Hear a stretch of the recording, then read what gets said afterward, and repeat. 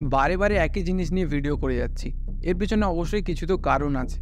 মানে পরিষ্কার আমরা দেখতে পাচ্ছি যে পশ্চিমবঙ্গের হাল এই মুহূর্তে খুব খারাপ। মানে আমি রিসেন্টলি কিছু বন্ধু যারা পশ্চিমবঙ্গের বাইরে আছে, তাদের কাছ থেকে কিছু ইনফরমেশান কালেক্ট করার চেষ্টা করি।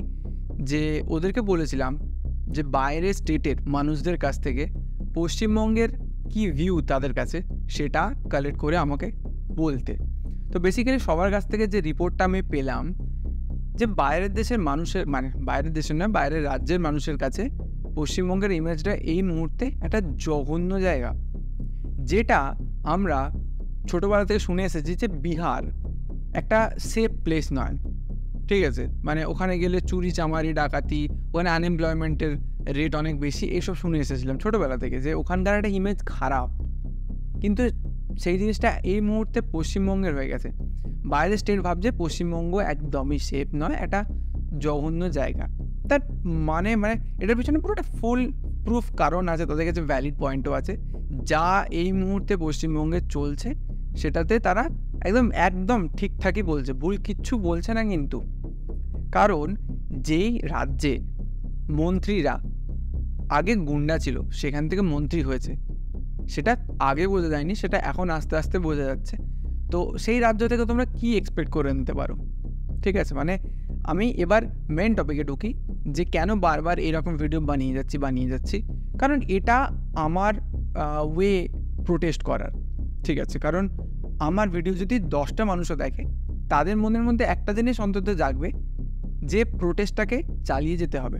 আমি চাই না লাখ লাখ মানুষকে ইন্সপায়ার করতে পারবো না হয়তো, যে কজন দেখছে তারা যদি ইন্সপিরেশান নেয়, তারা যদি তাদের ওয়েতে এই প্রোটেস্টটাকে চালিয়ে যায়, তো সেটাতেই আমি খুশি।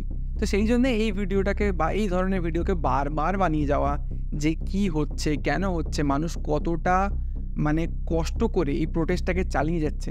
তুমি জাস্ট জুনিয়র ডাক্তারদের কথা ভাবো, 1.5 মাসের বেশি হয়ে গেলো তারা প্রোটেস্ট করে যাচ্ছে।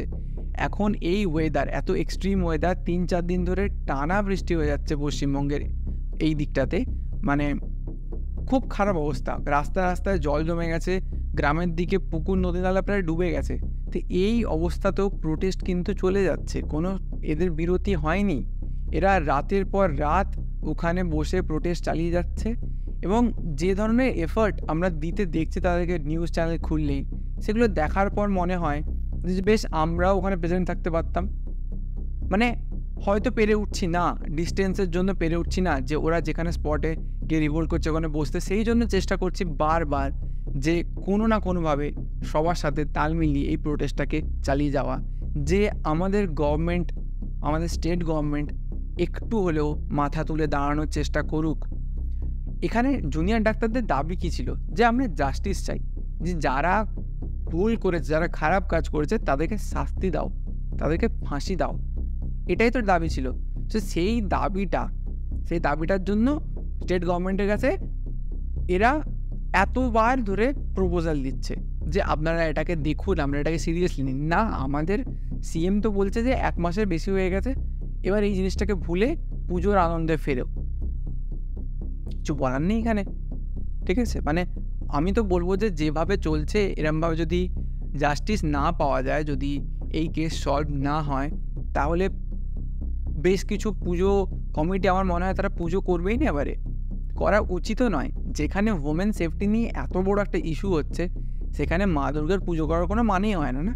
তো মানে কিছু বলার নেই এই মুহূর্তে যা সিচুয়েশান।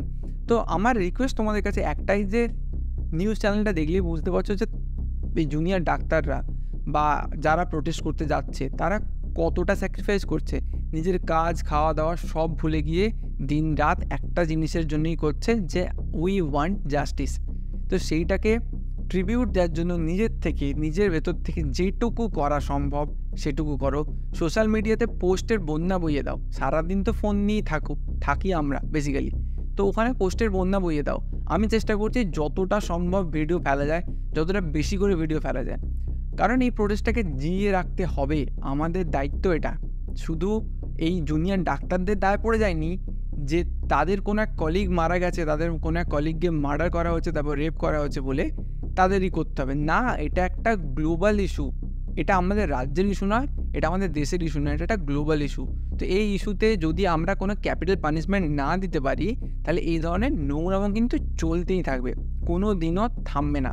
তো সেই জন্য আমরা চাই, যারা প্রোটেস্টার তারা চায় যে পশ্চিমবঙ্গর যেহেতু মুখটা বা ইমেজটা গোটা দেশের কাছে, পৃথিবীর কাছে একটা খারাপ জায়গা পেয়েছে, তো এই কেস দিয়েই, এই কেসের জাস্টিস দিয়েই সেই মুখটাকে আবার ব্রাইট করে তুলব যে হ্যাঁ, পশ্চিমবঙ্গে প্রপার অন্যায়ের বিচার হয়, অন্যায়কে শাস্তি দেওয়া হয়, এবং এমনভাবে শাস্তি দেওয়া হয় যে শাস্তিকে দেখলে যারা এরম অন্যায় করবে ভাববে তাদের বুকটা দুবার কেঁপে উঠবে। তো সেরকম একটা সিনারিও আমরা সবাই দেখতে চাই। তোমাদের বলি যে কেস হয়তো এগিয়েছে, আমরা সবাই জানি যে সিবিআই কেসটাকে কিছুটা এগিয়েছে। তো আমরা দেখেছিলাম যে সন্দীপ ঘোষকে আগে কিছু টেন্ডার উল্টোপাল্টা সাইন করার জন্য, পাস করানোর জন্য অ্যারেস্ট করা হয়েছিল, কিন্তু তারপরে তার এগেনস্টে এই রেপ অ্যান্ড মার্ডার কেসের তথ্য প্রমাণ লোপাট করার পিছনেও কেস তার এগেনস্টে হয়, এবং সেটার জন্য সে অ্যারেস্টেড তো ছিল, ফার্দার তার উপর কেস পড়ে।